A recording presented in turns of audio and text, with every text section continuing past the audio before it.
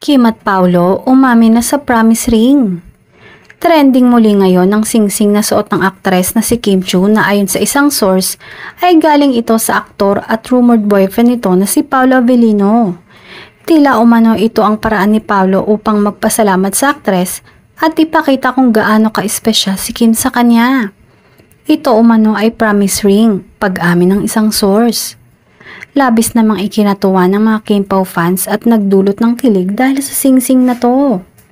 May ilan ngang nagkukwentong source na di umano'y sina Kim at Paolo na nga sa totoong buhay.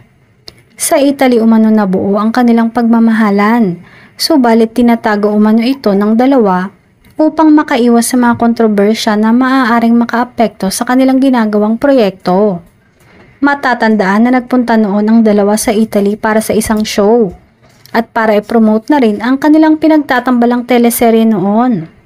Marami naman ang nakapansin na magmula noon ay tila iba na umano ang naging treatment nila sa isa't isa. Hindi naman lingid sa kaalaman ng lahat na labis na pinag-uusapan ngayon ng tambalang Paolo Avellino at Kim Chiu.